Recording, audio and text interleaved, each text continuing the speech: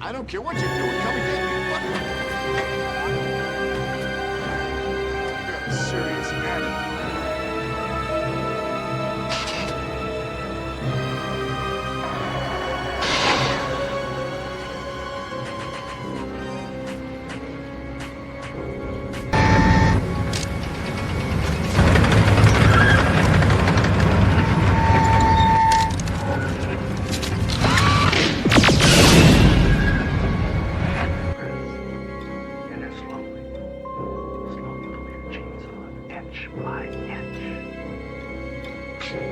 Ginger, it's Matt.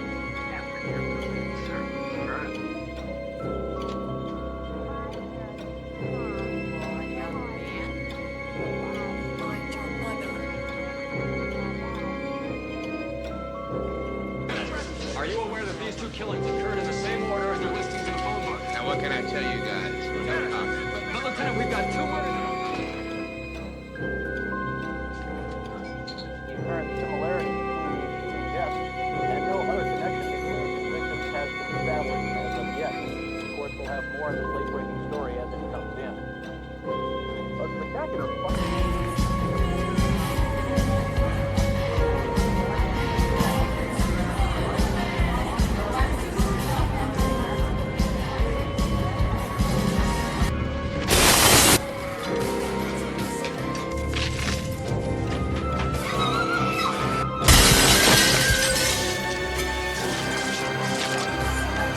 Sarah Connor. This Lieutenant Jackson. Don't put me on hold and don't transfer me to another department. Don't worry, I will. Just relax. And I know it's up, you know.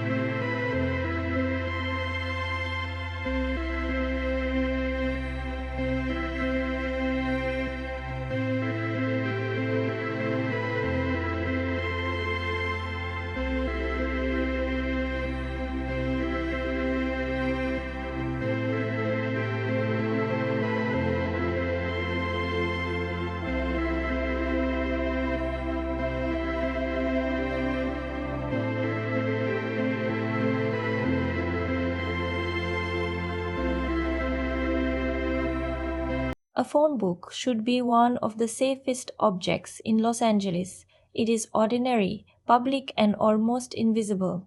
In the Terminator, however, that harmless list becomes a targeting system. A machine from the future does not begin its mission with perfect knowledge. It begins with names printed on paper. That contradiction is our first clue. Overwhelming technology is being guided by incomplete information. Welcome to the Film Box, where we do more than follow a plot from beginning to end. We examine the choices hiding inside it, connect details that initially seem unrelated, and discover why certain films remain powerful long after their technical limitations should have made them feel old. Every film is a box. We open it together, and this particular box looks deceptively simple until you notice how precisely every compartment has been arranged. James Cameron's The Terminator is often remembered through its metal assassin, relentless pursuit, and cold vision of artificial intelligence. Yet beneath that familiar surface is a story built around uncertainty. The future knows that one woman matters, but it cannot identify her perfectly. Sarah Connor has no idea why she matters at all. Kyle Reese understands the danger but carries only fragments of the world that produced it. Everyone moves with partial knowledge, while the machine turns every available fact into a weapon. That is why the phone book matters. It represents a world in which identity appears stable and easy to locate. Your name connects you to an address. Your address connects you to a physical place.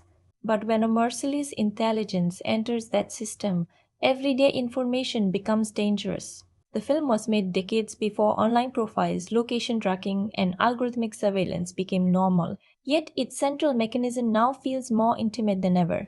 We are going to follow that mechanism through the film. We will examine how limited information creates suspense, how Cameron makes a modest production feel enormous, and how Arnold Schwarzenegger's physical presence becomes more frightening through restraint rather than constant spectacle. We will also look at Linda Hamilton's transformation, Michael Biehn's wounded intensity, Brad Fiedler's mechanical score, and the visual decisions that make nighttime Los Angeles feel like a battlefield waiting for history to arrive. But this will not be a simple retelling. The plot is only our evidence. The real subject is the connection between knowledge and power. Who knows what is coming? Who is believed? Who is treated as disposable because nobody understands their future importance? The film keeps returning to those questions even while presenting itself as a lean chase thriller. Every pursuit opens another compartment, and every apparent escape reveals a larger trap. There is also a deeply human tension inside the machinery. The Terminator can calculate, imitate, and pursue without exhaustion, but it cannot understand why frightened people continue resisting when logic says they should surrender. Sarah does not begin as a warrior. Reese is not an invulnerable hero. Their strength comes from fear, attachment, and choice, the qualities a machine might classify as weaknesses. Cameron gradually turns those supposed weaknesses into the story's most important source of power. As we move deeper, we will test what still works brilliantly, where the film's age becomes visible, and why some rough edges actually strengthen its nightmare atmosphere. We will compare it with other science fiction pursuit stories, separate convincing interpretations from theories that collapse under scrutiny, and return to the small clues planted before their full meaning becomes clear. By the end, that ordinary phone book will belong to a much larger pattern involving identity, fate, and survival. So keep that first image in mind, a machine holding a list of human names, certain of its mission but uncertain of its target. The Terminator's most gripping conflict begins inside that gap. And once we look closely at how the film exploits it, the familiar metal monster becomes only one part of something far more unsettling.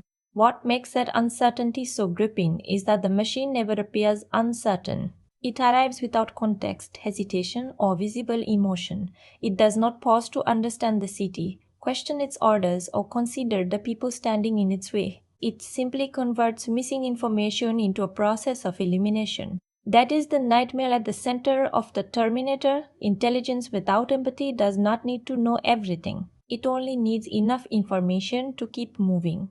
Most movie monsters announce themselves through rage, hunger, or some supernatural appetite.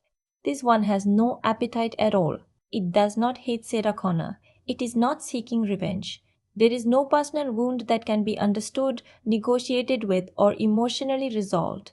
Its violence is administrative. A name enters the system, a target is selected, another human life becomes a problem scheduled for removal. The absence of hatred makes the pursuit more disturbing because hatred, at least, is human.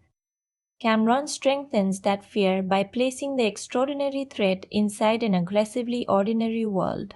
Sarah works, jokes with her roommate, deals with inconsiderate customers, and moves through a city that barely notices her. Nothing about her public life suggests historical importance. She is not introduced with the visual language of a chosen hero. She appears vulnerable, distracted, and completely unaware that events beyond her lifetime have made her the most important person in the room. That difference between who Sarah seems to be and what the future believes she represents generates the film's strongest pull. You immediately want answers, but the movie weaponizes the delay. Why has this woman been selected? Why has someone else crossed time to reach her? What could an apparently ordinary life produce that terrifies a machine civilization? Each question enlarges Sarah before she understands herself, while the threat gets closer using nothing more mysterious than public records and relentless movement.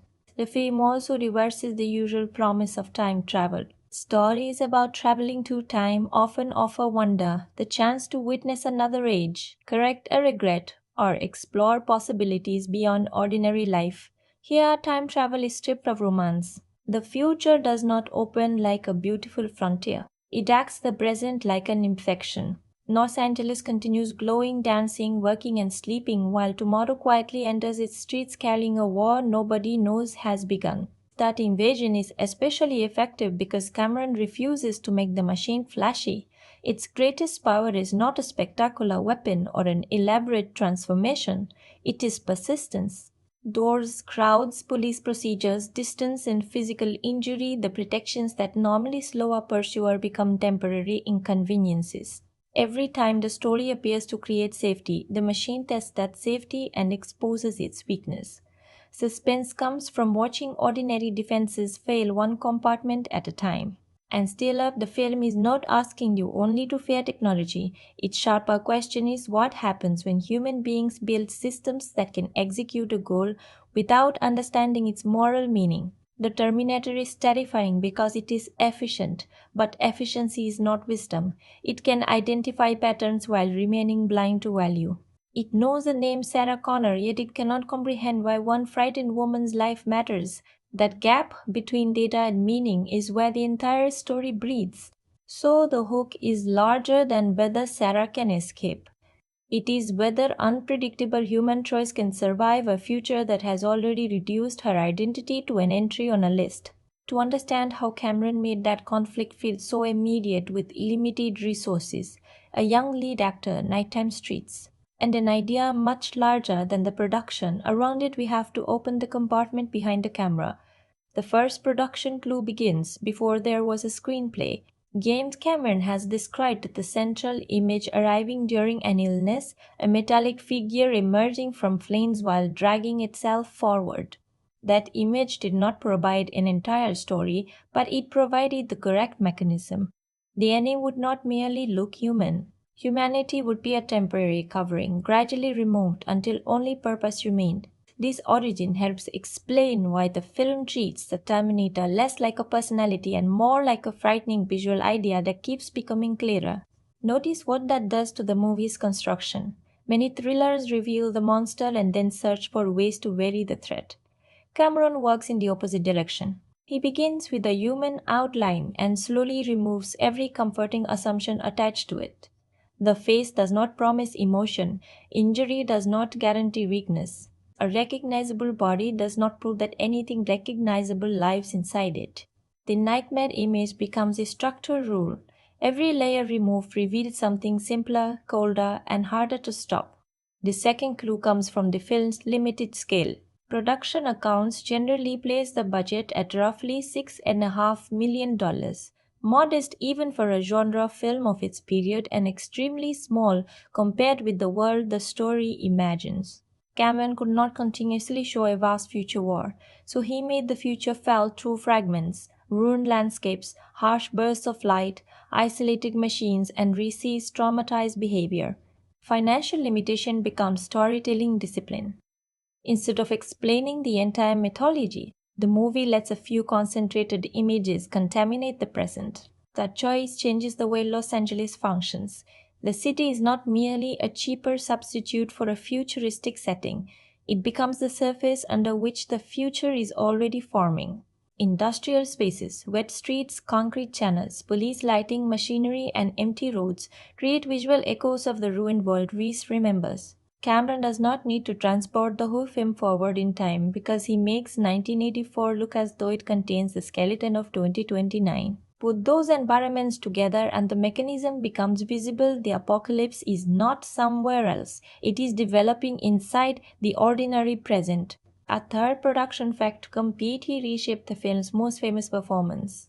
Arnold Schwarzenegger was initially discussed in connection with Kyle Reese, while the killer was imagined as someone who might disappear more easily into a crowd. Cameron has recalled that a conversation with Schwarzenegger revealed how carefully the actor had considered the machine's physical behavior. The meeting redirected the casting, and the apparent mismatch became the film's advantage.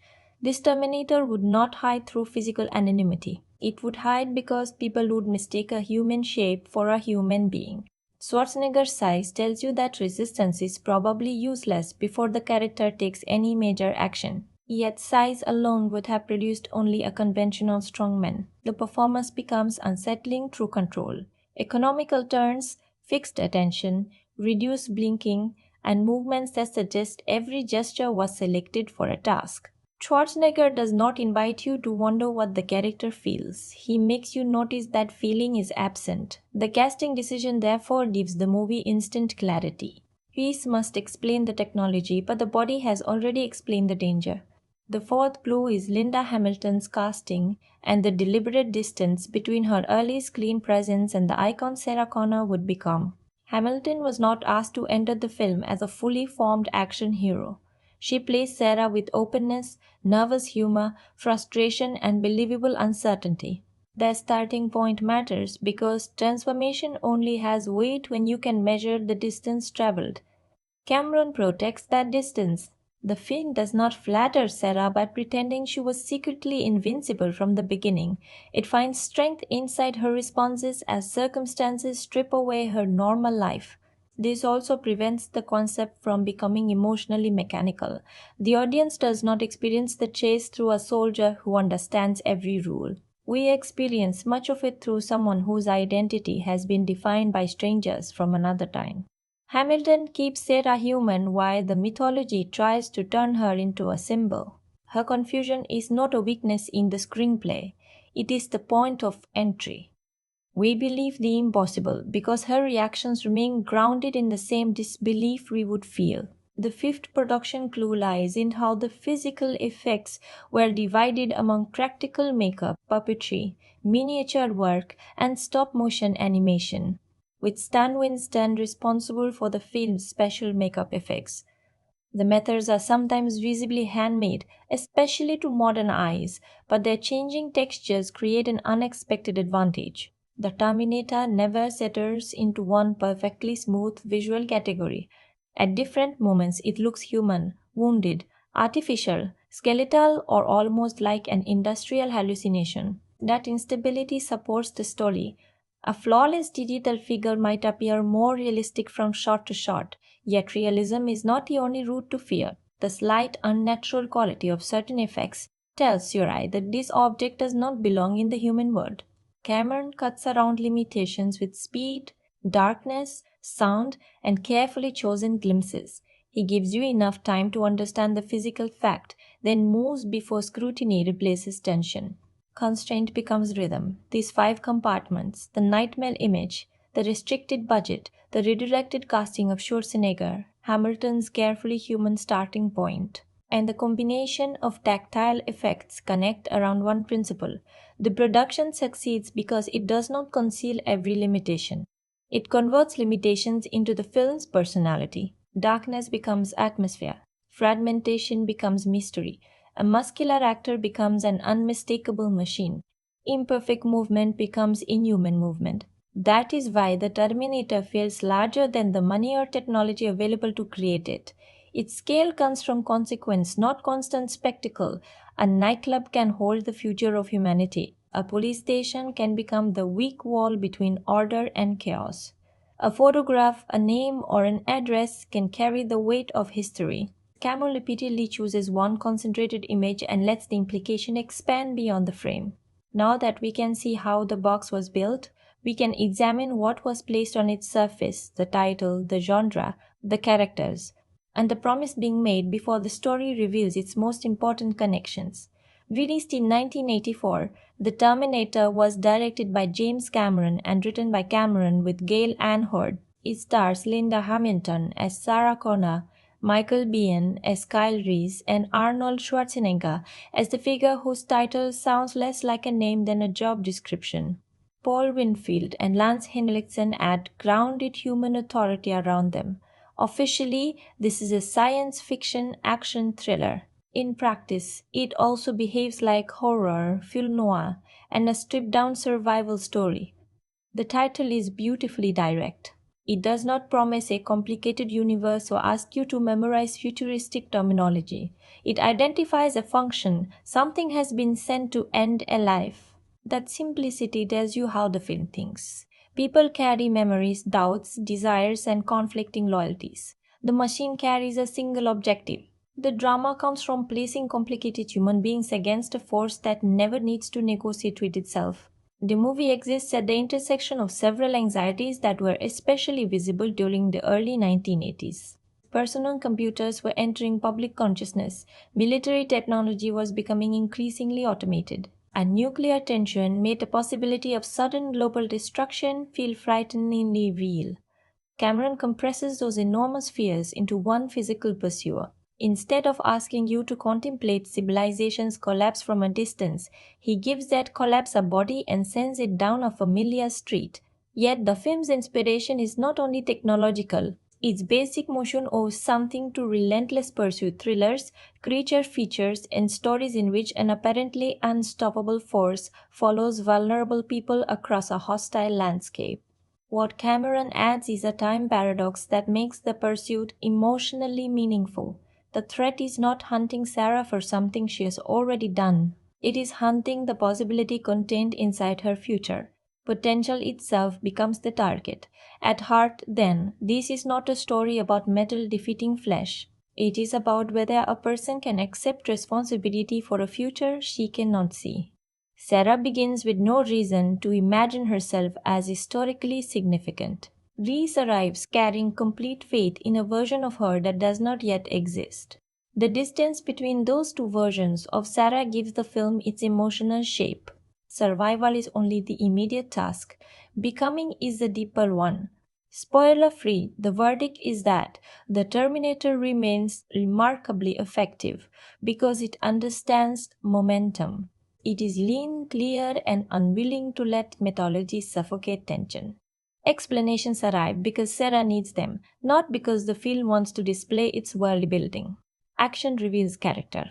Visual limitations are turned into atmosphere. Even when an effect shows its age, the idea behind it remains precise enough to carry the moment. This is a strong choice for you if you enjoy science fiction with horror pressure, compact storytelling, practical effects, and action that carries thematic weight. It is also essential if you want to understand how later stories about artificial intelligence, time loops, and hunted protagonists inherited their cinematic language. You do not need to be invested in the larger franchise. This first film works as a complete and unusually disciplined experience. If you prefer expansive future worlds, gentle pacing, or highly polished modern effects, some of its roughness may create distance. The movie can also feel severe. It offers brief warmth, but it never forgets that time is running out. That hardness is intentional though, and it gives every human connection extra value. Tenderness matters here because the world around it seems designed to eliminate tenderness completely. The box is now open enough for us to recognize its components. A targeted woman, a damaged protector, an emotionless pursuer, and a future pressing against the present. But knowing the pieces is different from feeling the impact. The next compartment begins in the opening minutes, where Cameron teaches you how to experience this world before he asks you to understand it. The opening does not feel like an invitation.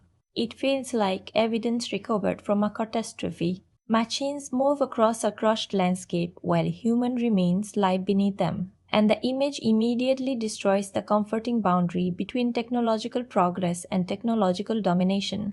Cameron gives you the result before explaining the cause. The future has already failed. The only unanswered question is how that failure can possibly be connected to the dark, ordinary streets of Los Angeles. That transition creates the first powerful sensation of the film: displacement. The city looks familiar, but the future sequence has changed the way you read it. Every industrial shape now carries a faint thread. Streetlights resemble searchlights. Vehicles seem heavier. Empty spaces feel watched. The world has not visibly ended, yet you have seen what it can become. The pleasant is no longer safe because the film has placed a possible ruin behind everything you see. Then the arrivals begin, and Cameron establishes two completely different kinds of vulnerability. The Terminator enters the city with physical dominance and immediate control. Reese arrives frightened, exposed, and forced to improvise. One figure behaves as though the environment belongs to him. The other treats every sound as a potential threat. Before the film clearly explains who either man is, their behavior creates opposing possibilities. Appearance suggests one answer. Cinematic language quietly suggests another. That uncertainty is a major reason the first 10 minutes are so effective. If you know the franchise, the identities may seem culturally obvious. But the original film still preserves the design of a mystery. Schwarzenegger is photographed like a monumental intrusion, while Bien carries the frantic energy normally associated with danger. Cameron uses those conflicting signals to make you study movement instead of waiting for exposition. Who looks powerful? Who acts afraid? Who observes the world like prey? And who scans it like a system? The atmosphere is unusually hard for a mainstream science fiction film. There is grime, cold light, distant traffic, and a constant sense that the city remains awake without being alert. People occupy the same streets as the impossible, yet they do not recognize it. That creates a lonely kind of suspense. The threat is not hidden in a remote laboratory or another planet. It passes through public spaces while everyone assumes the night is normal. What hooks me is the efficiency of that setup. Cameron does not rush because he lacks patience. He moves quickly because every image performs more than one job. A piece of clothing becomes a sign of adaptation. A police encounter reveals the difference between human panic and machine calculation. A glance establishes how each traveler processes information. Even the comedy around Sarah's birthday is functional because it creates a baseline of ordinary frustration before her identity becomes connected to something unimaginable.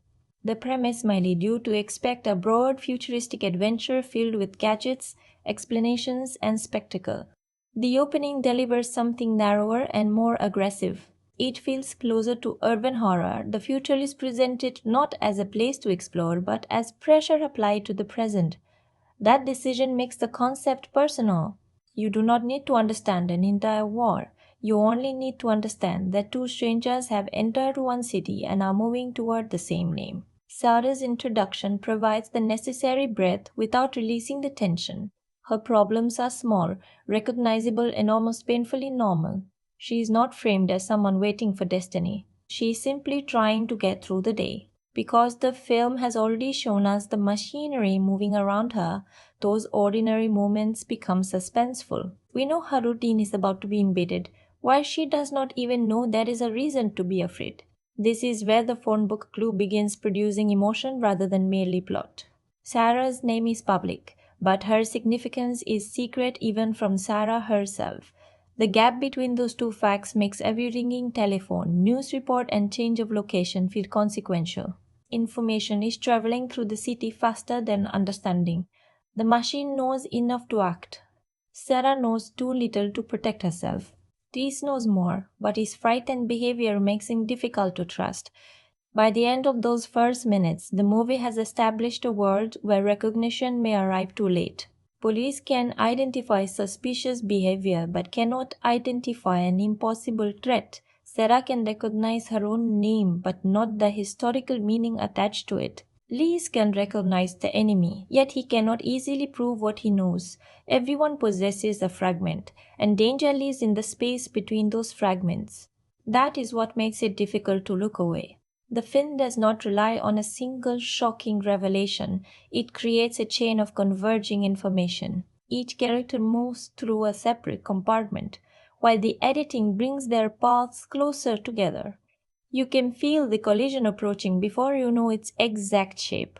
And now that the opening has taught us how to feel the pursuit, the next question is how the camera, lighting, editing, color, and sound physically manufacture that pressure. The camera's most important decision is to deny the Terminator ordinary human visual treatment. Cinematographer Adam Bleenberg frequently frames Schwarzenegger from low positions or allows his body to dominate the available space. These compositions do more than make him look large. They reduce the environment around him as if architecture itself has become secondary to his objective. When he advances toward the lens, the image does not feel like a person entering a room. It feels like a wall moving forward. Sarah is framed differently. Early compositions often leave space around her, emphasizing how easily she could disappear inside the city. That negative space initially suggests freedom, but it gradually becomes threatening. An open area means she can be observed. A crowded frame means danger can hide among strangers. The visual design therefore turns both isolation and public visibility against her. There is no naturally safe composition because the threat can exploit whichever arrangement the scene provides. Reese's camera work occupies a nervous middle ground. His frames feel less stable, his movements more urgent, and his attention constantly pulls the image toward possible danger. The camera does not merely show that he is traumatized, it behaves as though it shares his expectation of attack. This distinction matters. The Terminator controls the frame, Sarah is exposed within it, and Reese struggles against it. Three visual grammars establish three states of mind without requiring explanatory dialogue.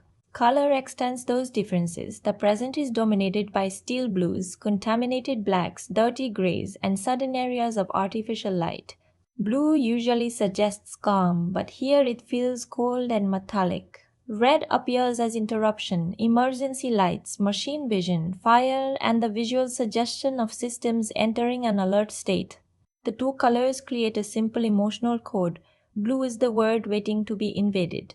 Red is the mechanism recognizing a target. Lighting rarely offers complete clarity. Faces emerge from darkness. Reflections divide surfaces, and bright sources often sit behind or beside characters rather than gently illuminating them. This gives Los Angeles a noir texture while also protecting the effects from unnecessary exposure. More importantly, darkness becomes thematic. People act on incomplete information because they literally occupy a world of partial visibility. The audience is always searching the frame just as the characters are searching for an explanation or escape. Production design connects human spaces with machinery. Parking structures, tunnels, factories, cheap rooms, police corridors, and service areas are filled with hard surfaces and functional objects. The film avoids a clean separation between technology and everyday life. Metal is already everywhere. Pipes, vehicles, decals, tools, and industrial frames quietly prepare your eye for the machine beneath the human exterior. By the time that connection becomes unmistakable, the environment has been rehearsing it for the entire movie. The editing rhythm is equally controlled. Mark Goldblatt's cuts accelerate during pursuit, but the film does not confuse speed with chaos. Geography remains understandable. You usually know where the threat is, where Sarah is trying to go, and which barrier stands between them. That clarity makes the action more stressful because the danger cannot be dismissed as visual noise. Cameron and Goldblatt allow anticipation to form, then shorten the interval between recognition and impact.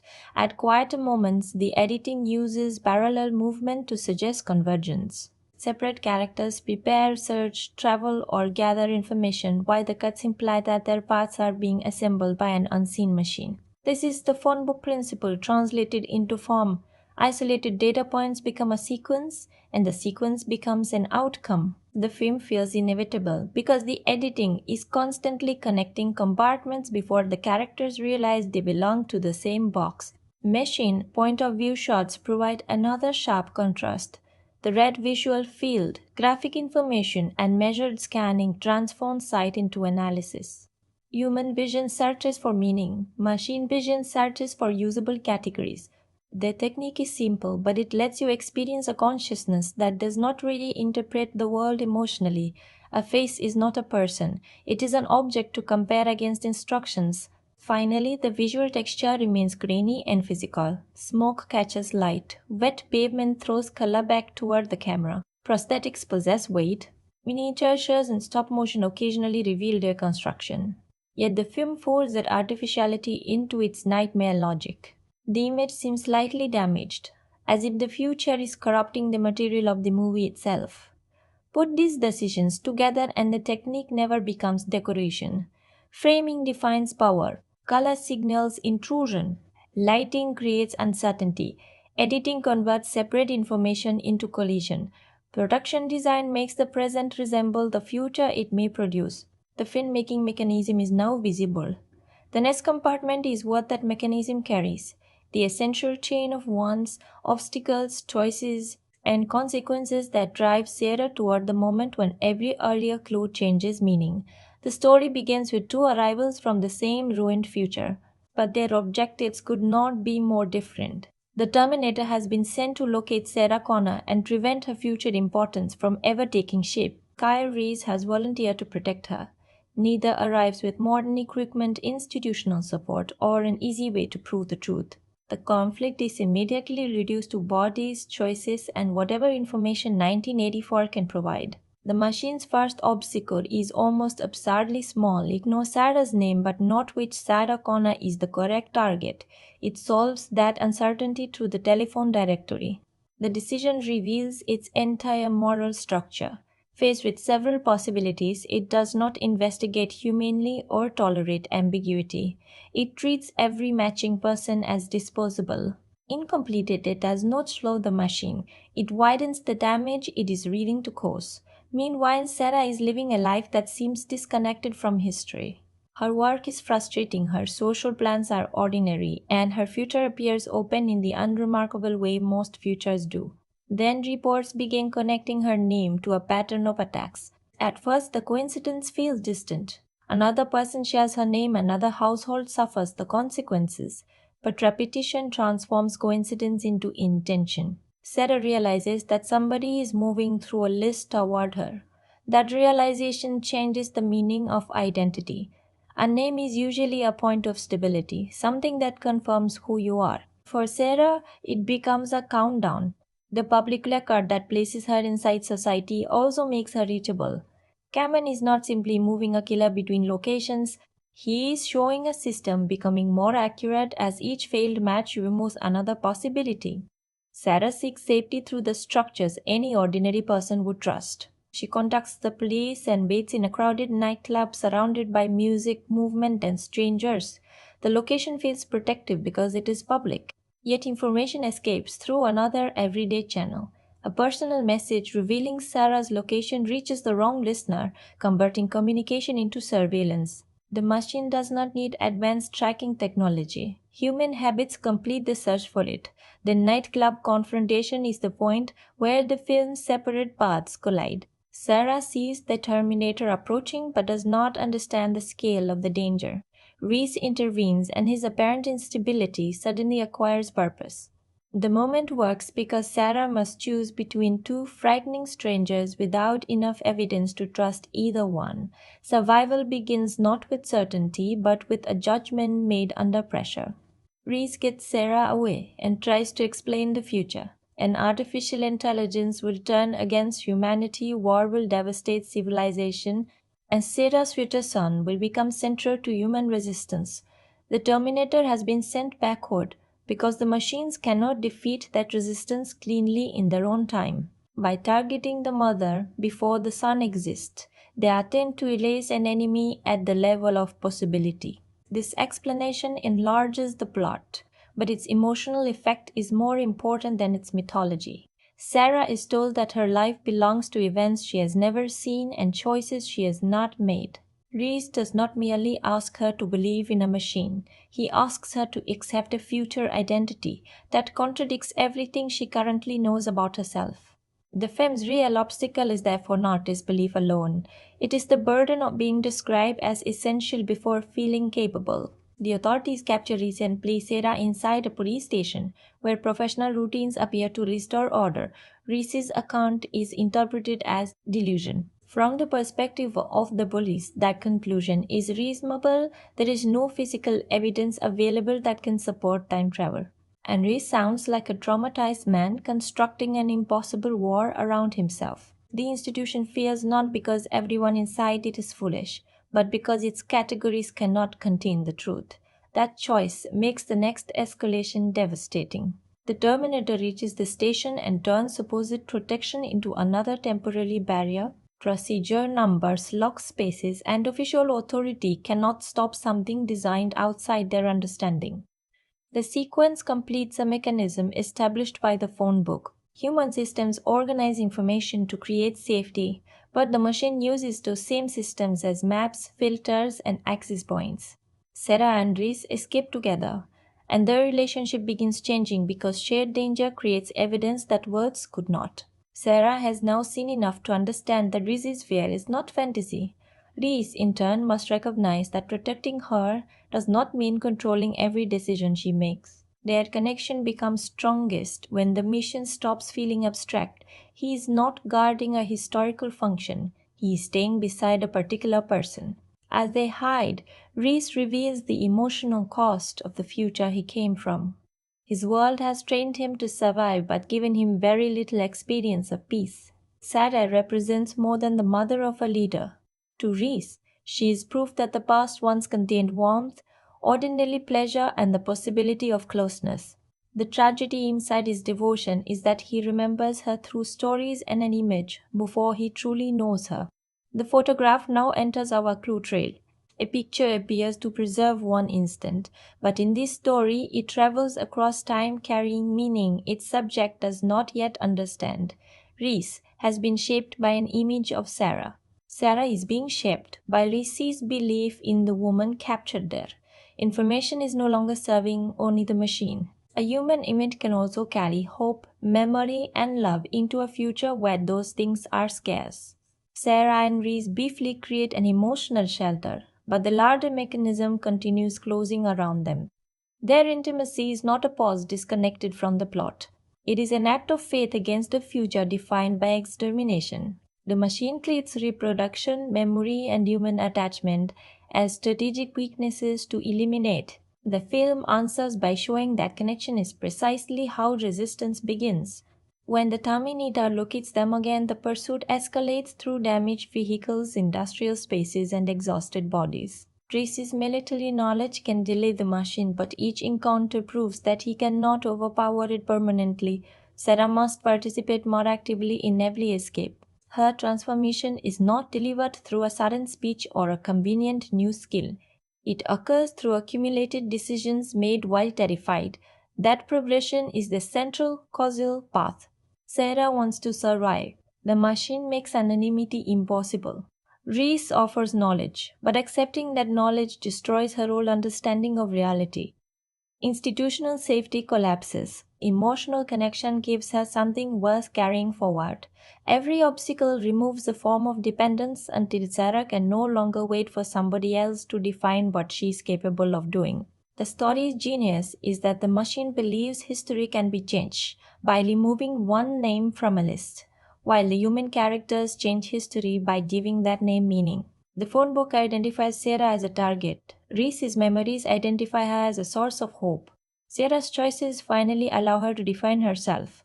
The same identity passes through three systems: data, memory, and agency, and becomes something different inside each one. By the time Sarah faces the final stage of the pursuit, she is no longer important, only because someone from the future said so. Her behavior has begun proving why that future could believe in her. The frightened woman and the legendary figure are not separate people. One is being constructed from the choices of the other. The machine came backward to prevent that transformation, but it specially is helping create it. The earlier contradiction now reveals its full function. The Terminator possessed superior strength, absolute focus, and enough information to begin. What it could not calculate was how fear, belief, sacrifice, and love would interact once the pursuit started. Its information became narrower with every step. Sarah's understanding became larger. The machine found its target at the same time the target began finding herself. And this is the moment the box opens completely. The film's greatest acting achievement belongs to Linda Hamilton because she makes Sarah's transformation visible without changing the character into somebody unrecognizable. Early Sarah responds to pressure with confusion, tears, disbelief, and instinctive attempts to find protection. Hamilton never treats those reactions as embarrassing obstacles to heroism. They are honest responses to an impossible situation. Her strength develops through them, not in place of them. A scene near the final industrial confrontation proves how carefully that development has been built. Sarah is exhausted, injured, and carrying enormous emotional loss, yet she begins making decisions with a clarity that once belonged to Reese. Hamilton alters her voice, posture, and focus without losing Sarah's vulnerability. You can still see fear, but fear no longer controls the frame. This is convincing growth because the performance preserves the cost of becoming stronger. Michael Biehn commands attention differently. His most revealing work comes during Reese's police interrogation. Surrounded by people who assume he is delusional, Reese describes the machine and the future with urgent conviction. Biehn does not play the scene like a confident action hero delivering exposition. His eyes, breathing, and sudden intensity suggest a man whose nervous system never truly left the battlefield. The information feels believable because the trauma carrying it feels believable. Arnold Schwarzenegger succeeds through disciplined subtraction. In the scene where the Terminator performs mechanical maintenance on its damaged human covering, the performance refuses the discomfort a human body would naturally express. The gestures are practical and emotionally empty.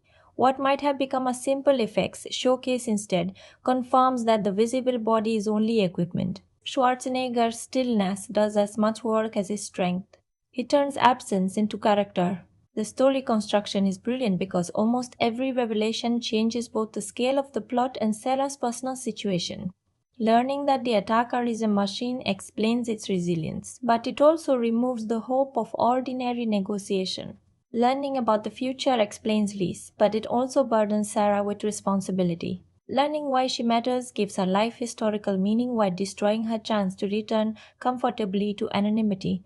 Exposition always arrives with a consequence. The screenplay also understands escalation as the removal of assumptions. A crowd should provide cover. The police should provide protection. Distance should provide time. Physical damage should reduce the threat. Each assumption is tested and weakened, forcing Sarah to rely less on existing structures and more on her own judgment. This creates suspense without inventing arbitrary complications. The same central mechanism keeps producing new pressure. Cameron's direction is strongest when he makes action reveal information. The nightclub sequence is not memorable only because its timing is exciting. It visually establishes the triangle at the center of the movie. Sarah is caught between two approaching men, unable to read either one correctly. Reese's intervention identifies his purpose. The Terminator's response identifies its unnatural endurance. In seconds, movement answers questions the script has been building since the arrivals. The police station sequence is the film's most unforgettable scene because it changes the meaning of safety with extraordinary precision. Cameron fast gives the building weight. Officers, desks, corridors, doors, procedures, and the reassurance of numbers. Then the Terminator approaches that system as another obstacle to process. The tension comes from understanding that everyone inside is defending against the wrong category of threat. They are prepared for a dangerous man. They are not prepared for a machine wearing one. Visually, the sequence is a compressed version of the entire film. Straight institutional lines promise order, but movement tears through them. Artificial light flashes across smoke and confusion. The Terminator advances while everyone else reacts. Cameron keeps the geography readable, so the impact never becomes shapeless spectacle. Every new room is another compartment being forced open. By the time Sarah and Reese escape, the film has demonstrated that official certainty is more fragile than personal belief.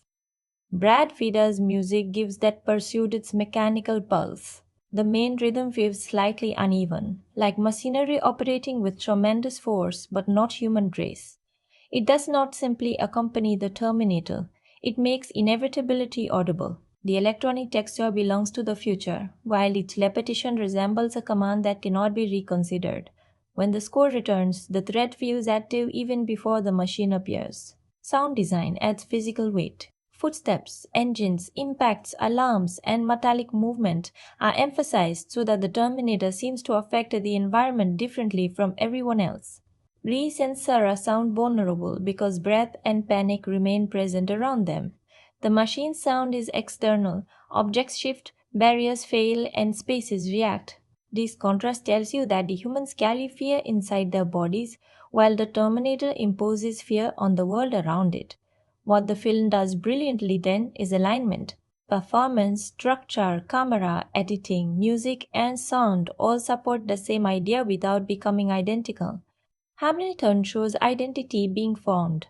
Beyond shows memory becoming drama. Schwarzenegger shows purpose without conscience. The screenplay converts information into pressure. The direction turns environments into tests.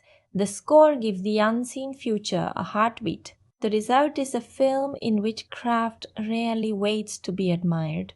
It keeps moving because movement is meaning. Even its most iconic scenes remain connected to Sarah's changing understanding of herself. That discipline is why the movie survives beyond nostalgia and beyond the limitations of its era. But discipline does not mean perfection. Some compartments are thinner than others, and opening them reveals where the film's speed, scale, and choices leave genuine weaknesses behind. The film's greatest strength, its speed, also creates its clearest weakness. Sarah and Reese develop an emotionally essential connection within an extremely compressed period. The actors sell the tenderness, and the time travel structure gives their bond a haunting quality. But the transition from mistrust to deep intimacy can still feel abrupt. A few more quiet exchanges could have made the relationship feel less like fate completing a requirement and more like two specific people discovering one another. Reese's devotion also begins before Sarah has any opportunity to define herself to him.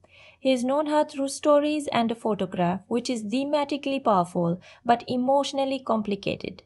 The movie touches the sadness of loving an imagined version of someone, yet it does not fully explore the difference between Reese's ideal and the living woman beside him. That missing friction could have deepened both characters without weakening the romance. Sarah's transformation is convincing overall, but the story delays some of her agency because Reese must carry so much explanation and tactical responsibility. For much of the middle section, he interprets the danger while she reacts to it. This makes sense within the situation, yet it occasionally reduces Sarah to the object around which two main forces collide. The closing moment corrects that imbalance powerfully, but a few earlier decisions driven entirely by Sarah would have strengthened the progression. Several supporting characters are functional rather than fully dimensional. The police officers create institutional credibility, and Sarah's roommate helps establish her ordinary life. But most exist primarily to demonstrate the Terminator's efficiency or to place another barrier between Sarah and safety. The film's lean design benefits from this economy. Still, greater individuality might have made the wider human cast feel more personal instead of mainly structural. Some dialogue is blunt, especially when the mythology needs to be delivered quickly. Ree's urgency helps carry the exposition, but certain explanations sound designed for the audience more than for the frightened person hearing them. Camera's directness keeps the story accessible, yet it leaves little room for Sarah to challenge the future's assumptions in a sustained way.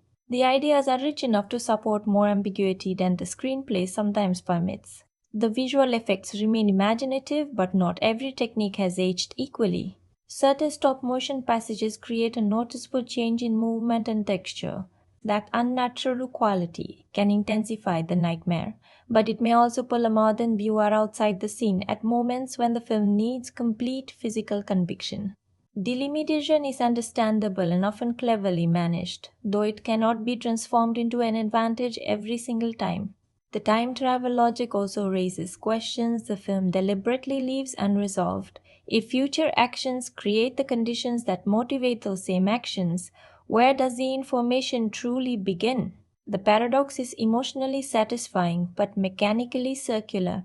For many people, that is part of the pleasure. For others, the loop may feel like the screenplay asking mystery to replace causation.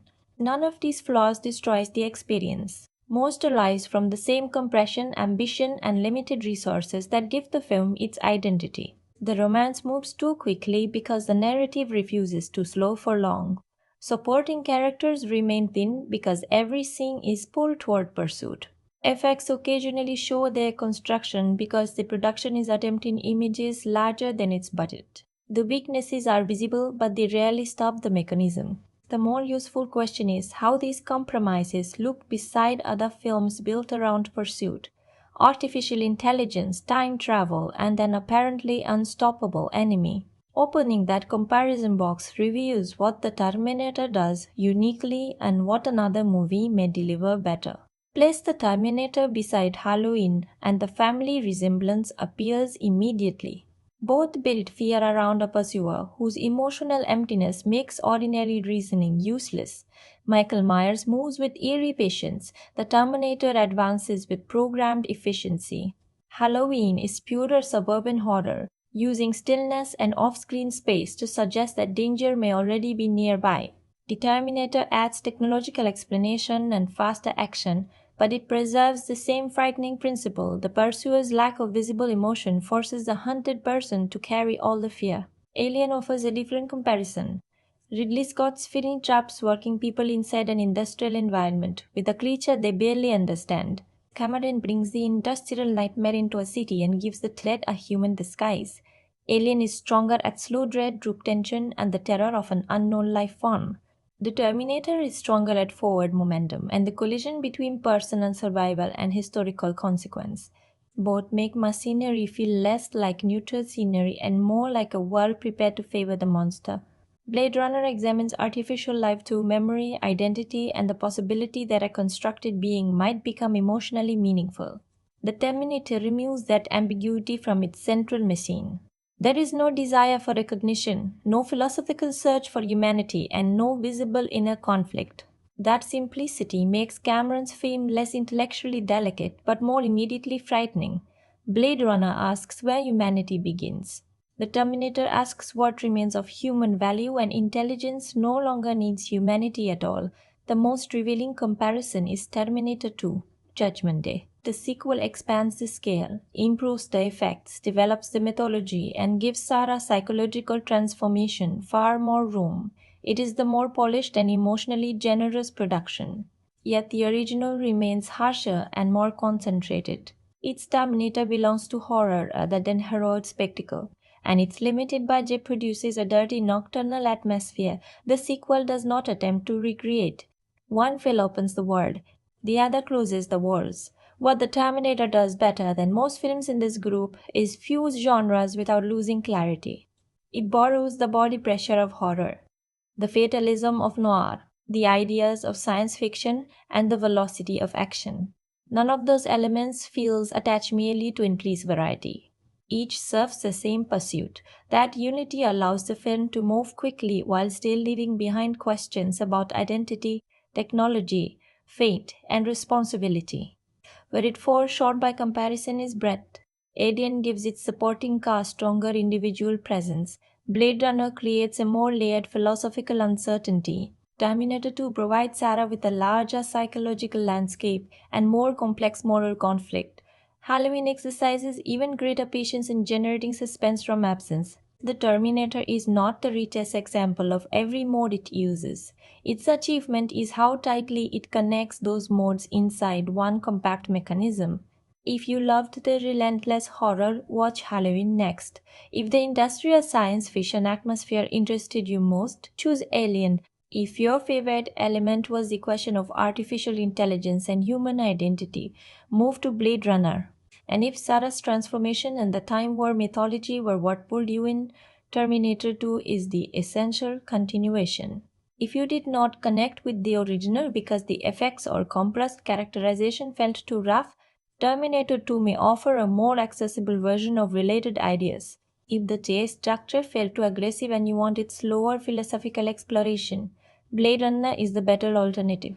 but if you dislike the darkness, fatalism, and constant pressure themselves, this particular branch of science fiction may simply not be designed for what you seek. These comparisons clarify the film's special position, but they do not explain why its anxieties connected so strongly in 1984. For that, we have to examine the world waiting outside the cinema, the world already learning to fear automated war, nuclear catastrophe, and machines that could make decisions faster than human conscience. The Terminator arrived in October 1984, when technological optimism and technological fear were developing side by side. Personal computers were becoming more visible in homes and workplaces, promising efficiency, access, and a new relationship with information. At the same time, Cold War anxiety kept nuclear destruction inside everyday political imagination. Cameron combined those pressures into one frightening possibility. What if the systems built to protect human power eventually decided that humanity itself was the obstacle? The film's future war reflects that period without becoming trapped inside a single political argument. Its nightmare is automated decision-making joined to military force.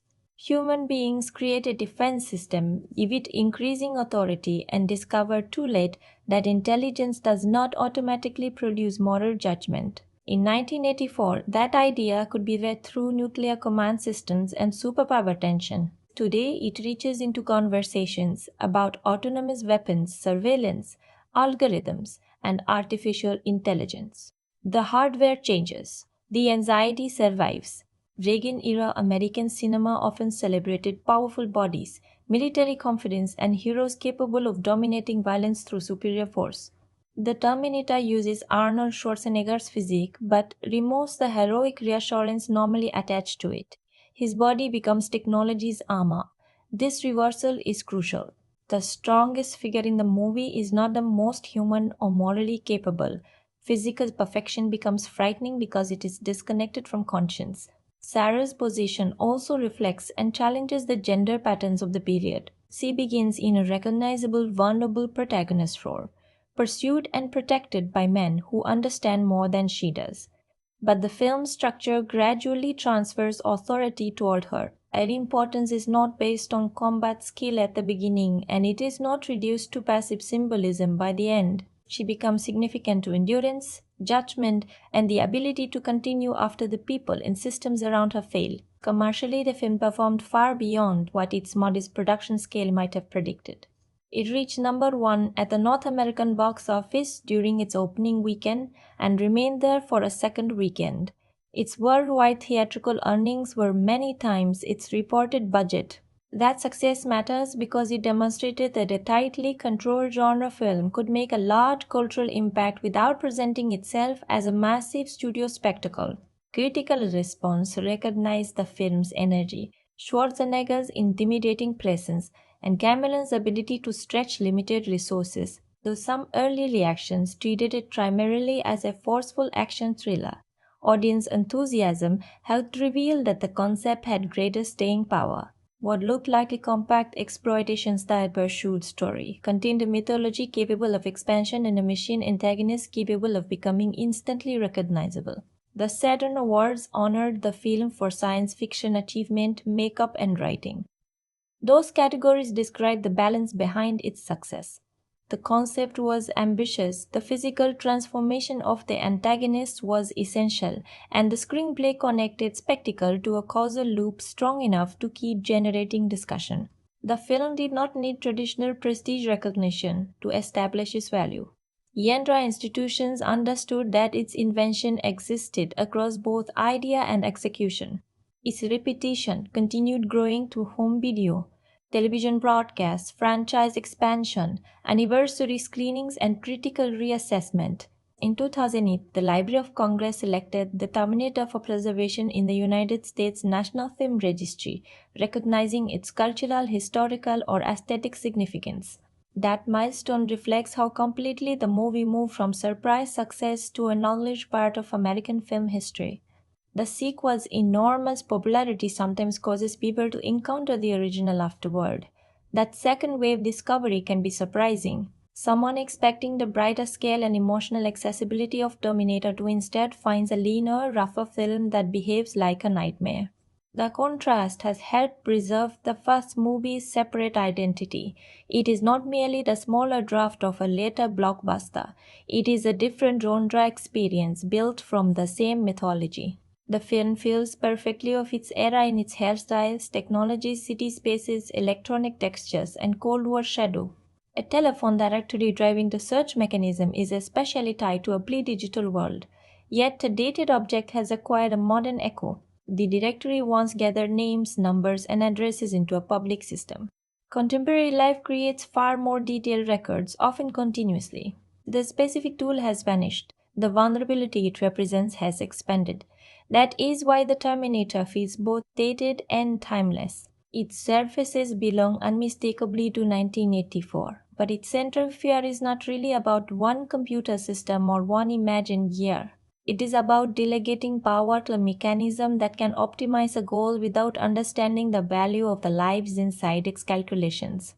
Once that cultural context is added, several interpretations around the film become easier to test.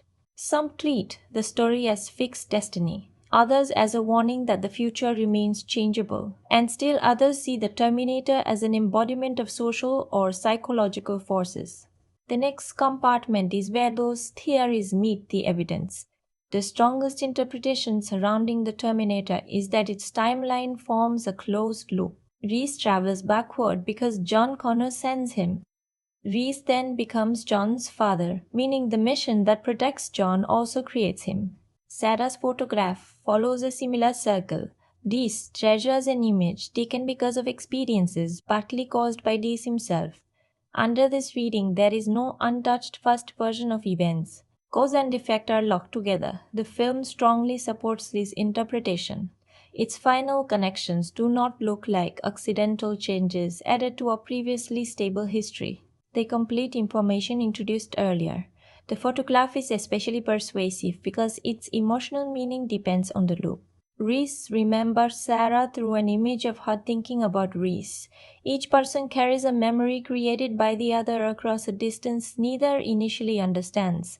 A competing theory argues that multiple timelines must exist. In an original history, Sarah might have had John with someone else. John later sent Reese backward. Reese's arrival then created a new version of John and a changed future. This solves the problem of where the first John came from, but the original film provides zero direct evidence for branching realities.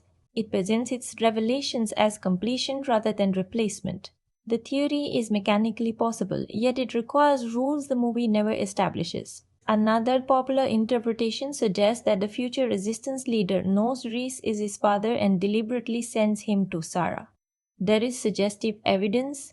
John gives Reese Sarah's photograph, understands Reese's devotion, and selects or accepts him for the mission that leads to John's conception. If John knows the full story from Sarah, sending Reese is not simply military strategy, it is the preservation of his own existence. What remains uncertain is how much control John actually exercises. Reese volunteers and the film does not show John privately designing the emotional outcome. John may be predicting a loop he knows must happen, or he may be acting on limited information just like everyone else. The interpretation holds up as a possibility but claims that John Cody manipulates Reese, go beyond what the movie proves. A darker theory proposes that Skynet's attempt to erase John actually creates the conditions for his existence and leadership. The machine sends the Terminator, which causes Reese to travel, which helps create John and transforms Sarah into the person capable of repairing him. This is supported as irony. It does not prove Skynet knowingly created its enemy. Everything about the mission suggests the machine expects straightforward success. Its failure comes from reducing human relationships to predictable strategic variables. Some readings treat the Terminator less as a literal machine than as an embodiment of death, fate, or social systems that process people without recognizing their individuality. The film supports this symbolically through the character's persistence and its use of records, institutions, and mechanical environments. But the metaphor should not erase the science fiction reality. The Terminator is materially real within the story. Symbolic meaning expands that fact. It does not replace it. The theory that holds the best is therefore the closed causal loop, followed by the possibility that John knowingly preserves it. The multiple timeline model remains plausible only if rules from outside the first film are added. The idea that Skynet intentionally creates John collapses because intention is unsupported, though accidental creation is central to the irony. All of these debates return us to the same clue. A name, a photograph, and a memory move through time, carrying incomplete information. The machine interprets information as control. The humans transform it into belief. Beneath the chase, that difference reveals what the film is truly asking about fate, identity, and the value of choices made inside circumstances we did not choose. Beneath the machinery, the Terminator is really about being told that you must become someone before you feel ready. Sarah does not ask for a heroic identity. It arrives as an accusation from the future.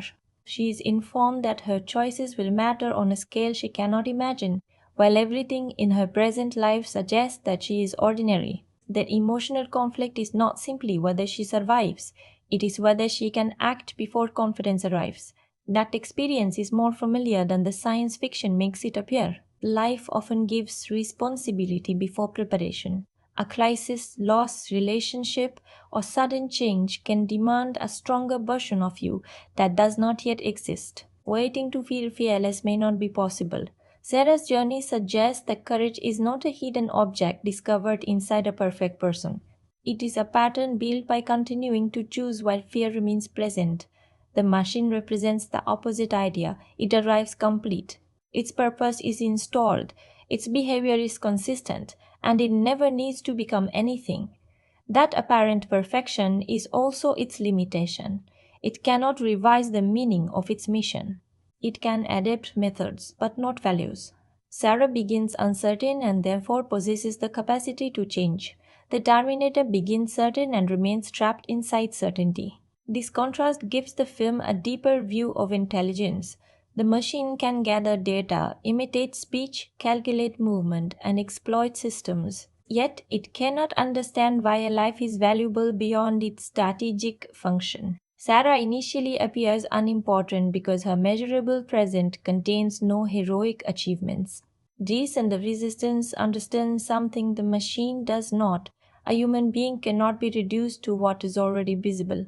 Names become a recurring symbol of that reduction. The telephone directory sorts people into neat entries, making them searchable and interchangeable. To the Terminator, every Sarah Connor is a possible match inside a category. The story gradually restores individuality to the name. Sarah is not important because of the letters printed beside an address. She becomes important through decisions no directory could predict. Eyes and ways of seeing repeat the same tension. Human characters misread appearances, struggle to believe evidence, and imagine futures that are not physically present. The machine sees through an information display that labels and measures what is in front of it. Its vision appears advanced, but it is spiritually narrow. It recognizes objects without recognizing meaning. Human sight is unreliable, yet imagination allows people to perceive possibilities beyond available data. The photograph sits between those two forms of vision. Mechanically, it is a frozen image containing limited information.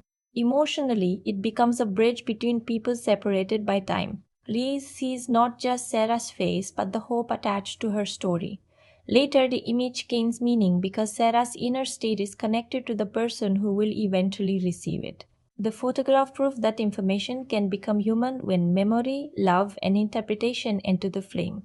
Fire and metal form another pattern. Fire removes disguises, damages bodies, and reveals what lies beneath the surface. For the Terminator, stripping away the human appearance exposes machinery. For Sarah, pressure removes the assumptions that once defined her as helpless, but the parallel is not exact. The machine becomes less human as its layers disappear. Sarah becomes more fully herself. That difference is the film's quiet answer to fate. A closed time loop may suggest that everything is predetermined, yet the story does not present human choices as meaningless. The future exists because people make those choices. Reese still must volunteer. Sarah still must trust, resist, grieve, and continue. Fate is not shown as a force replacing action. It is a shape made from action viewed across time. There is also a warning about treating people only according to predicted outcomes. The machine targets Sarah because of what she may produce. Reese protects her Paki because of what she will become. Both arrive carrying a future definition of her. Sarah's fine growth matters because she begins taking ownership of that definition. She does not remain merely the target of one future or the sacred object of another.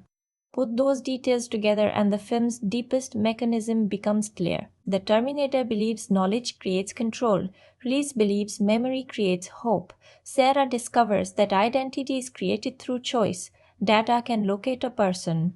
A photograph can preserve a person, but neither can fully determine who that person will become. That idea reaches far beyond killer machines. Whenever a system reduces you to a category, whenever someone else's expectation feels larger than your present self, or whenever the future seems already decided, Sarah's journey offers a difficult form of hope. You may not control the circumstances that find your name. You still participate in the person that name will come to mean. The story's legacy begins there. It did not merely create a famous machine or launch a franchise. It gave cinema a durable visual language for the fear that systems can know everything about us except why our humanity matters. The Terminator changed film history first by proving that scale can be created through conceptual confidence. Its production was modest, but the idea never behaves modestly. A few future war images imply the collapse of civilization. One mechanical pursuer represents an entire machine empire. One woman's survival carries generations of consequence. Later genre filmmakers could look at that economy and see that a convincing world does not always require showing the whole world. It also helped solidify James Cameron's defining interests. His later films repeatedly connect technological spectacle with human vulnerability. Physical transformation, survival, and characters forced into leadership by extreme conditions. The Terminator is not merely an early version of those concerns, it is the compact engine from which they expand. You can already see Cameron's instinct for making complicated technology emotionally legible through clear human stakes. For Arnold Schwarzenegger, the role transformed physical presence into cinematic mythology. The performance established an image so powerful that later installments could reverse its meaning and build emotion from the audience's memory of the original threat. That is an unusual legacy. The first film made his body synonymous with danger. Terminator 2 used that association as material for surprise, protection, and even tenderness. Linda Hamilton's Sarah Connor became equally important, though the full cultural image of the character depends on her development across the first two films. The original provides the essential foundation. An ordinary woman is not revealed to have been secretly invulnerable. She becomes capable to experience. That structure helped strengthen the model of action heroism based on transformation rather than effortless dominance. The film also created a durable visual vocabulary: the growing red machine eye, the metallic skeleton beneath human skin, the information-filled point of view, and the slow advance of a damaged but persistent body became immediately recognizable symbols. Countless later works have echoed parts of that language when presenting artificial intelligence, cyborgs, or automated pursuit. Not every resemblance proves direct influence, but the shared vocabulary is difficult to discuss without the Terminator occupying a central place. Its genre combination was just as influential. The movie demonstrated how science fiction could borrow the architecture of a slasher film without losing intellectual ambition. The antagonist follows horror logic. The explanation belongs to science fiction. The momentum belongs to action. The shadows and fatalism recall noir. Later stories about time-traveling assassins, unstoppable synthetic beings, and hunted protagonists operate inside terrain this film helped make commercially powerful. The franchise that followed expanded through sequels, television, games, comics, and other media with sharply varying reception. That uneven continuation has paradoxically protected the original's reputation. Each attempt to enlarge or revise the mythology sends attention back to the first film's simplicity. It remains the cleanest statement of the premise because it does not yet carry the weight of maintaining a vast fictional universe. Its reputation has therefore grown rather than shrunk. What began as a forceful genre success is now studied for structure, production economy, performance effects, and cultural anxiety. Some surfaces have aged, but aging has revealed the precision underneath them. The phone book becomes obsolete. The fear of searchable identity becomes more relevant. The imagined year passes. The danger of automated judgment remains. What it means for film history is simple but substantial. The Terminator showed that an original genre concept could be simultaneously accessible, frightening, thoughtful, and mythic. It turned technological anxiety into a character, time travel into emotional causation, and an ordinary name into the center of history. Only one compartment remains before the verdict: the decisive spoilers, where the final chase, the photograph, the causal loop, and Sarah's transformation connect into the complete reveal. Alright, full spoilers from this point. If you haven't seen the film yet, close this now, go watch it, and come back when you're ready. Trust me, you'll want to experience it fresh. The first decisive reveal is that Kyle Reese is not another attacker. At the nightclub, he prevents the Terminator from reaching Sarah and exposes the impossible difference between them. Reese can be hurt, exhausted, and frightened. The Terminator absorbs damage that should end the pursuit. From this point onward, Sarah is no longer deciding whether Reese seems trustworthy. She is deciding whether the evidence in front of her is more believable than the reality she previously understood. Reese explains that Skynet initiated a catastrophic war after becoming self-aware and perceiving humanity as a threat.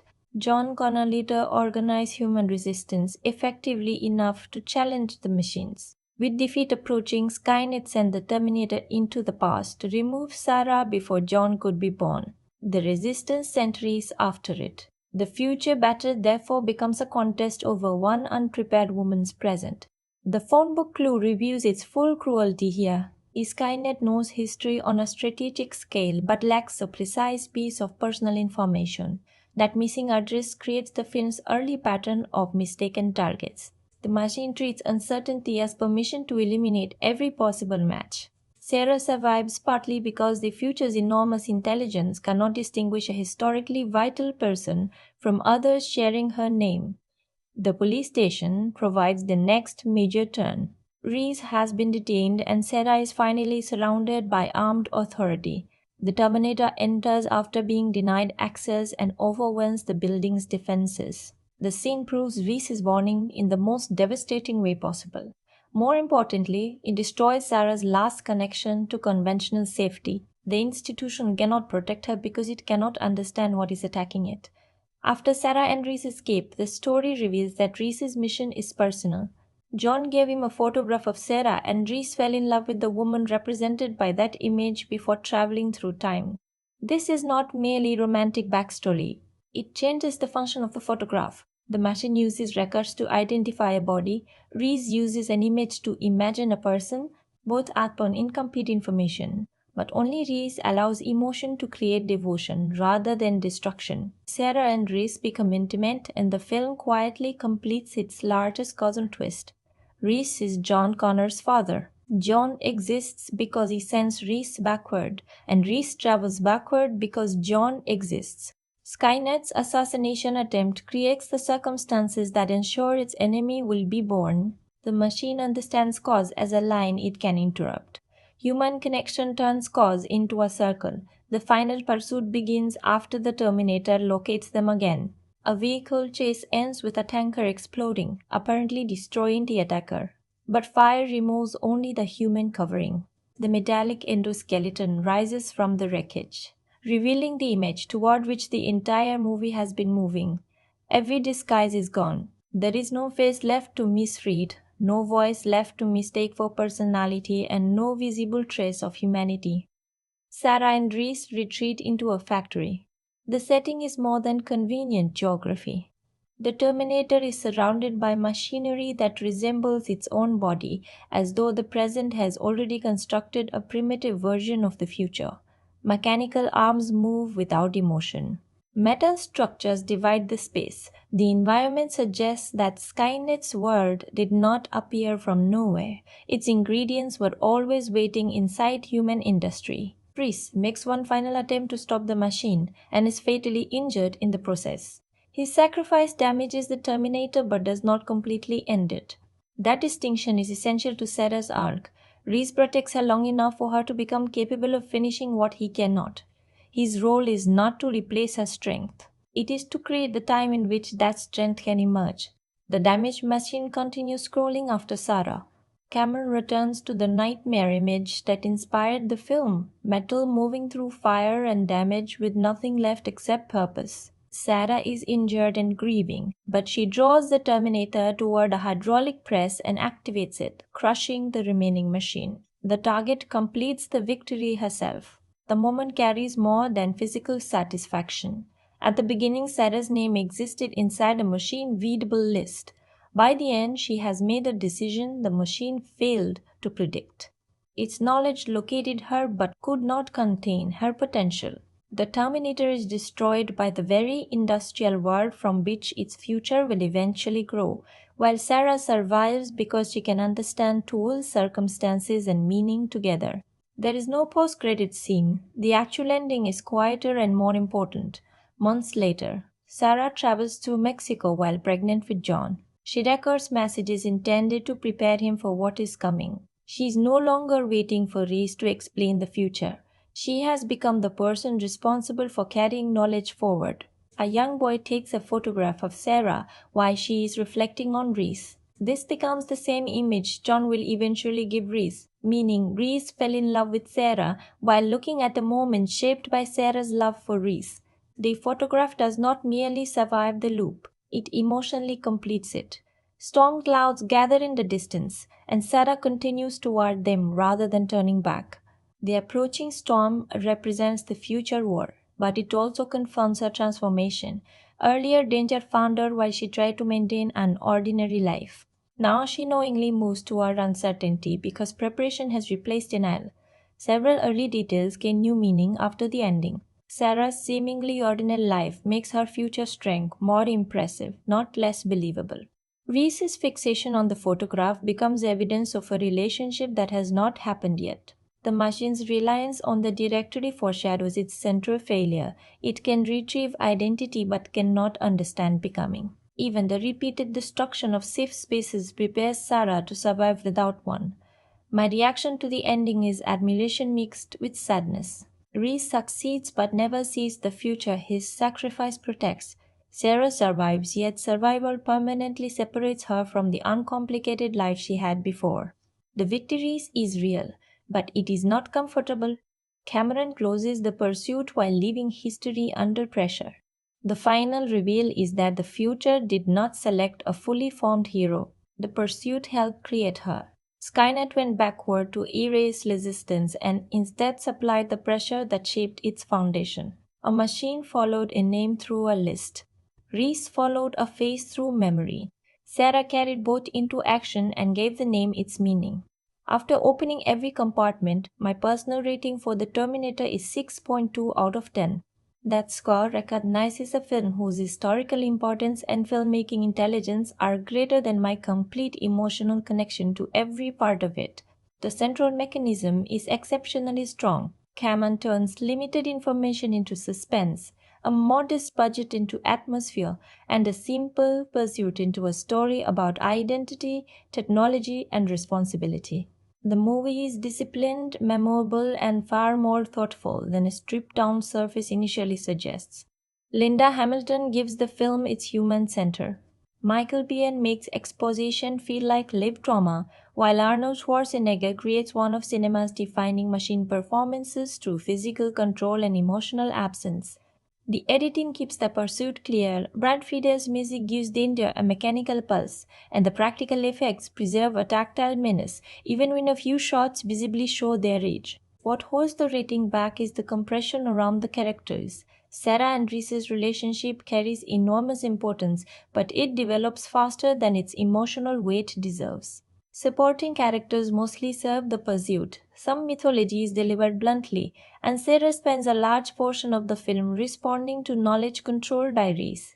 The ending completes her transformation powerfully, yet I wanted the screenplay to give her more independent agency earlier. You should watch The Terminator if you enjoy lean science fiction, urban horror, relentless chase stories, practical effects, time loop mysteries, or character growth created under extreme pressure. It is especially worthwhile if you have only seen Terminator 2, because the original reveals how frightening this world was before the franchise became associated with larger spectacle and heroic machinery. You may not connect with it if visibly dated effects break your immersion, if you need supporting characters with substantial depth, or if you prefer science fiction that explores its world slowly. The tone is severe, the action is tightly concentrated, and the romance asks you to accept a great deal in a short period. Those are genuine limitations even when they result from the film's deliberate economy. If a restored theatrical screening becomes available, the darkness, sound, and pressure would make it worth experiencing in a cinema. For most people, streaming is the practical first choice. If its industrial atmosphere and franchise history matter deeply to you, it also deserves a place in a physical film collection where restoration quality and special features can add useful context. The film begins with a machine using Sarah Connor's name as a target. It ends with Sarah turning that name into a promise the future will remember. Technology locates her, history defines her, Reese believes in her, but Sarah's choices are what finally make her matter. The machine came looking for a finished answer. It found a human being still becoming one. Every film is a box, and we open this one together. Thank you for staying with me through every layer of The Terminator. We followed one ordinary name from a telephone directory into a conflict stretching across generations. And we discovered that the film's strongest idea was never simply that machines might become powerful. It was that power without conscience can gather information while completely misunderstanding human possibility. If you enjoyed opening this box with me, leave a like and subscribe to the Film Box. It helps us keep exploring the clues, creative decisions, hidden connections, and deeper meanings that make familiar movies worth seeing from a different angle. And I want to hear your interpretation in the comments. Does the close time loop make Sarah's choices more meaningful because she actively completes history, or less meaningful because the outcome appears predetermined? Tell me where you stand and which detail in the film changed most for you once the photograph, Reese's mission, and John Connor's existence connected. Every film is a box, and we've only just started opening them. That's the Film Box. See you in the next one.